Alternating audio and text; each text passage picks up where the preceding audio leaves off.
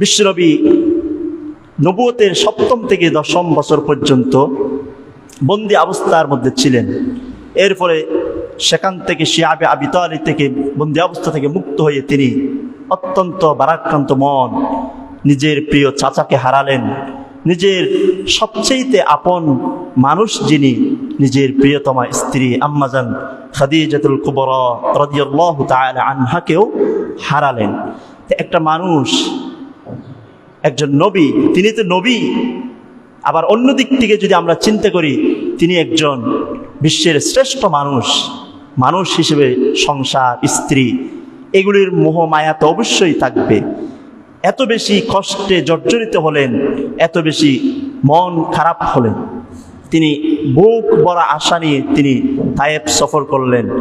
তায়েবের অধিবাসীরাও তাকে ফিরিয়ে দিলেন, এমনভাবে ফিরিয়ে দিলেন, বিশ্বনবীর কাছে যখন সাহাবারা জিজ্ঞেস করলেন, ইয়া রাসূলুল্লাহ সাল্লাল্লাহু আলাইহি ওয়াসাল্লাম, উহুদের যুদ্ধের ভয়াবহতার চেয়ে আপনার জীবনে কি আর এমন কোনো ভয়াবহ দৃশ্য আপনার জীবনে কি এসেছিল?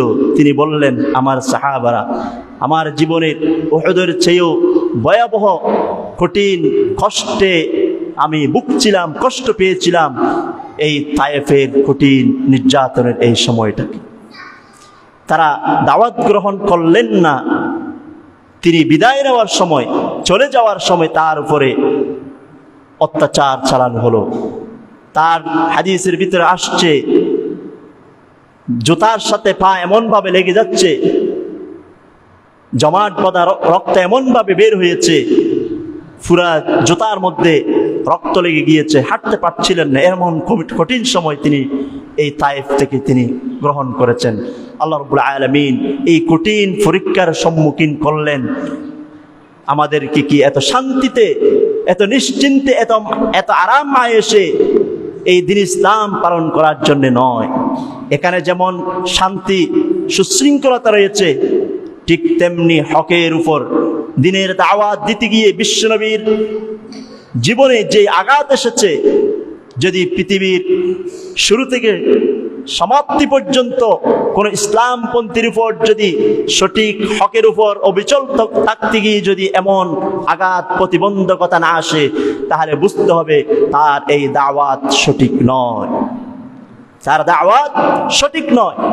যা আল হক ওয়া যাহাকাল বাতিল, যেখানে হক থাকবে সেখানে বাধা আসবেই, সেখানে অবশ্যই বাধা আসবে, কারণ এটি চিরচারিত নিয়ম, প্রত্যেক নবীর উপরে এটি এসেছে। আল্লাহর হাবিব সাল্লাল্লাহু আলাইহি ওয়াসাল্লাম নিজের পালক পুত্র সাহাবী যায়েদ বিন হারিসা রাদিয়াল্লাহু তাআলা আনহুকে সাথে নিয়ে তিনি তায়েফ থেকে ফিরতে শুরু করলেন। অনেক কষ্টে তিনি ফিরতে শুরু করলেন। ওয়াদি নাখলা নামক স্থানে, তায়েফ এবং মক্কার মাঝামাঝি একটি জায়গা, সেখানে তিনি অবস্থান করলেন, বিরতি দিলেন। রাত্রি নেমে আসলো, রাত হলো, তিনি এশারের সালাতে দাঁড়ালেন। আল্লাহ রাব্বুল আলামিন প্রত্যক্ষ করলেন বিশ্বনবীর এই কষ্টে ভরা মন। কারণ যেখানেই বিপদ, যেখানেই মুসিবত, যেখানেই বিশ্বনবী বিপদে পড়েছেন, আরশ আজিম থেকে রব্বুল আলামিন বিশ্বনবীকে সেখানে সহায়তা করেছেন, বাঁচিয়ে দিয়েছেন। এই কঠিন একটা সময়ে যেখানে খালি হাতে ফিরে আসতে হচ্ছে, এই দীর্ঘ 10 দিনের সফর, আসা যাওয়া, এখানে অবস্থান মিলে প্রায় 20 দিন সময় লেগেছিল এই তায়েফের দাওয়াতের অভিযানটি। আল্লাহ রাব্বুল আলামিন চিন্তা করলেন যে আমার হাবিবকে এত কষ্টে রাখা যাবে না, তিনি একটি সুসংবাদের ব্যবস্থা করলেন।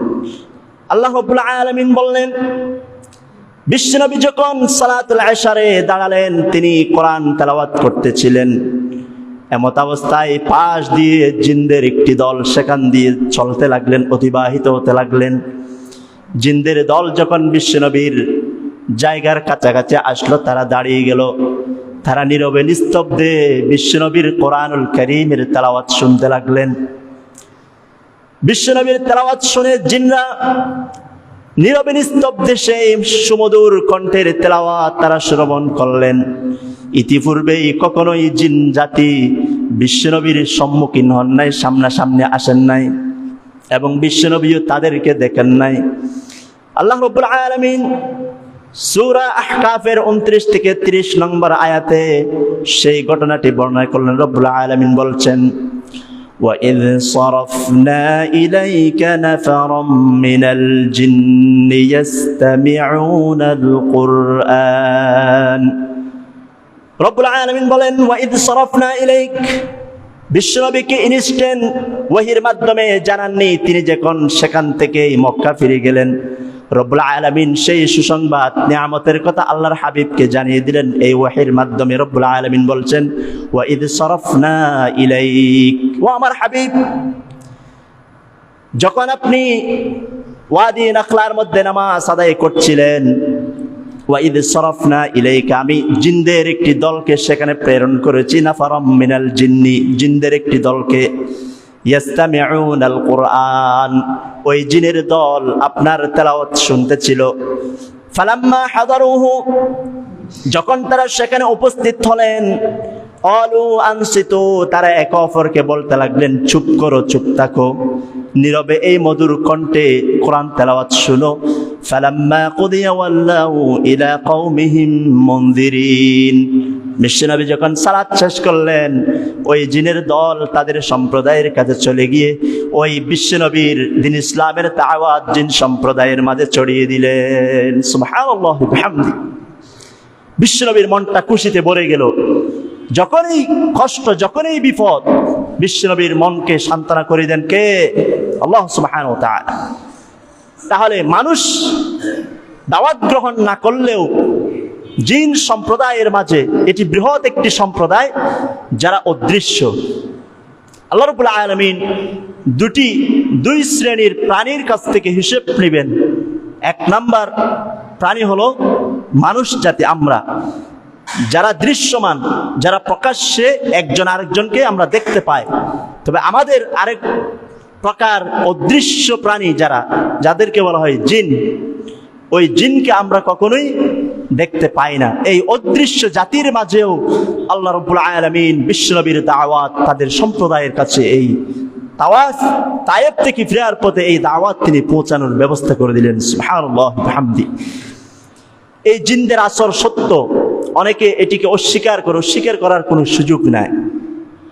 আমাদের মধ্যে যেমন ভালো মন্দ আছে, তাদের মধ্যেও ভালো মন্দ মানুষ জিন আছে, জিনের সদস্য আছে। আমরা অনেক সময় দেখি মানুষের উপরে জিন সওয়ার হয়, প্রভাব বিস্তার করে। তখন কোনো ডাক্তারি কোনো ট্রিটমেন্ট, ডাক্তারি কোনো ঔষধে, চিকিৎসায় ওই মানুষকে সুস্থ করা যায় না। এত টেস্ট, এত কিছু করে, কোনোভাবেই তার রোগটা ধরা পড়ে না, কারণ ওই রোগটা কোনো দৃশ্যমান রোগ নয়। এটি ওই জিনের প্রভাব, যে জিন মানুষের উপর সওয়ার হয়, সে অস্বাভাবিক হয়ে যায়, তার শরীরে এত শক্তি সঞ্চারিত হয়, 5-10 জন মিলেও ওই মানুষটাকে ধরে রাখতে পারে না। বিভিন্ন দোয়া দরুদ জার ফুকের মাধ্যমে ওই জিনকে ছাড়ানোর চিকিৎসা করতে হয়। এটি ডাক্তারি ওষুধ দিয়ে কাজ হয় না। এই জিনদের থেকেও আল্লাহ রাব্বুল আলামিন হিসেব নেবেন তাদের কর্মকাণ্ড সম্পর্কে। তাদের মাঝে বিশ্বনবী দাওয়াত পৌঁছে দিলেন, ইলা কওমিহিম মুনযিরিন, এই প্রত্যেকটা জিনের সদস্য সম্প্রদায়ের কাছে সতর্ককারী হিসেবেই তারা নিজেদেরকে উপস্থাপন করলেন, সবাইকে বলে দিলেন। আল্লাহ রাব্বুল আলামিন সূরাতুল জিন্নের শুরু থেকে আল্লাহ রাব্বুল আলামিন অপর আয়াতে বলছেন, রব্বুল আলামিনের পক্ষ থেকে বিশ্বনবীর কণ্ঠে সমুদ্রের কোরআনের তেলাওয়াত শুনে জিন সম্প্রদায়ের অনুভূতি কেমন ছিল, তারা কি উপলব্ধি করলো? রব্বুল আলামিন বলছেন, উল উহিয়া ইলাইয়া আন্নাহু ইসতামা'a নাফারুম মিনাল জিন্নি ফাকালু ইন্না সামি'না কুরআনান আজাবা। রব্বুল আলামিন বলছেন, হাবিব আমার, কুল, আপনি তাদেরকে জানিয়ে দেন, বলে দিন, ও হিয়া ইলাইয়া, আমার উপরে যখন ওহী নাজিল হলো, আন্নাহু ইসতামা'a নাফারুম মিনাল জিন, জিনদের একটি দল সেই কোরআনের তেলাওয়াত তারা শ্রবণ করেছে, শুনেছে। জিনের দল কোরআন শোনার পরে তাদের অনুভূতি হলো ফাকালু, তারা একে অপরকে বলতে লাগলো, তাদের সম্প্রদায়ের কাছে এই অনুভূতি প্রকাশ করলো, ইন্না সামি'না কুরআনান আজাবা, আমরা এমন এক কোরআন শুনেছি যে কোরআন, যে তেলাওয়াত, যে আওয়াজ আমরা ইতিপূর্বে কখনোই শুনিনি। একেবারে আশ্চর্যজনক, একেবারে বিরল একটি আওয়াজ আমরা শুনতে পেয়েছি। এই কোরআন শুনে যেন আমাদের হৃদয়টা ঠান্ডা হয়ে গিয়েছে। সুবহানাল্লাহ বিহামদি। বিশ্বনবীর কোরআনের আওয়াজ যে মুশরিক, যে ইহুদি, যে খ্রিস্টান শুনেছে, সে দাওয়াত গ্রহণ না করে যেতে পারে না। বিশ্বনবীর চরিত্রের মাঝে এমন নিয়ামত আল্লাহ রাব্বুল আলামিন ঢুকিয়ে দিয়েছেন, আর সেই বিশ্বনবীর উম্মত হয়েছে আমরা। তাহলে তায়েফের এই কষ্টটাকে আল্লাহ রাব্বুল আলামিন ভুলিয়ে দিলেন জিনদের দাওয়াতের মধ্য দিয়ে।